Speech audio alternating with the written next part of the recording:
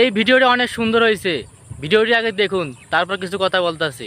থাপড়ায় গাল একদম ফাটাই ফেলবো। ওর সাথে এরকম ব্যবহার করতেছে, জানা ওর বাচ্চা হবে, পেটে বাচ্চা হবে, এই অসুস্থ শরীর ও পরে যাচ্ছিল একটু আগে, আমি ওর ডাইকে এনে তেল দিছি, আর এই ব্যবহার করতেছো কিসের জন্য? ভাবি আমার খুব খারাপ লাগছে, মাথা ঘুরাচ্ছে আমার। তোমার বললাম যে তুমি এগুলো করো না, তারপর তোমার গেছো, বললাম মানা করলাম না তোমার আমি। আপনি কাজ করছেন আর কাই কাজ করবো, এখন কাজ করার মানে মাথা ঘুরাচ্ছে খুবই। তো চলো তেল দিয়ে দিচ্ছি, আসো এদিকে আসো। মানা করে তারপর কথা শোনো না, এই অবস্থায় তুমি পানি আনতে গেছো, পানিটা নাকি কষ্ট তুমি জানো? তুমি বললাম যে তুমি এই শরীরে কাজ করবে না, তারপর তুমি পানি আনতে গেছো।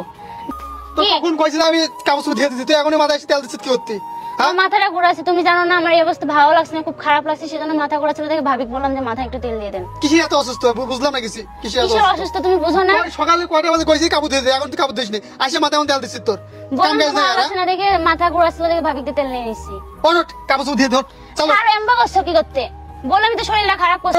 ওট কাপড় দিয়ে ধর, বললাম তো স্যার আমি ওট কাপড় দিয়ে এত রুটি বলছিস না তোরে? কোন দিকে? আচ্ছা স্যার বলছি, এক থাপড়ায় গাল একদম ফাটাই ফেলবো। ওর সাথে এরকম ব্যবহার করতেছো, জানা ওর বাচ্চা হবে, পেটে বাচ্চা হবে, এই অসুস্থ শরীর ও পরে যাচ্ছিল একটু আগে, আমি ওর ডাইকে এনে তেল দিছি, আর এই ব্যবহার করতেছো কিসের জন্য? তখন কাপড় ধোবে কে? তো তুমি ধুইতে পারো না? আমার নিজের কাজ নিজে করতে পারো না? আমি কেন ধোবো কাপড় ধোবো? ধুতে পারো। এই তুমি একটা কাপড়ে গায়ে হাত দিবে না, কাপড় মানে পচুক, একটা কাপড় ধোবা না। ও কাপড় ধোবা না, নিজের কাজ নিজে কর। আমি কেন কাপড় ধোবো? তো তুমি ধুবি না, কে ধুইবো? এতদিন ও কাপড় ধুইছে, এখন নিজের কাপড় নিজে ধুবে, যা কাপড় ধো যা।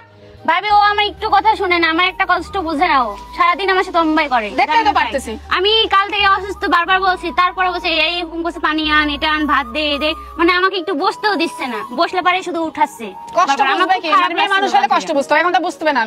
কষ্ট কি বুঝবে? একটা প্রেগন্যান্সি, এটাও বোঝে না, মা হওয়া যে মানুষ বোঝে নাকি? যদি ওরা ওদের হয়তো তাহলে ওরা ফিল বুঝতো। আর একটা কাপড় ধোবে না, কোনো কাজ করবে না, একদম চুপচাপ বসে থাকবা। না ধরে তো মারামারি করবেন। ও সব সময় আপনার যখন থাকে না তখনই হুকুম করে আর আমাকে বকে। মারবে কিসের? ওর বাপ মা নাই বলে মানে যেমন তাই করবো, ওর কষ্ট তুমি বুঝবা না।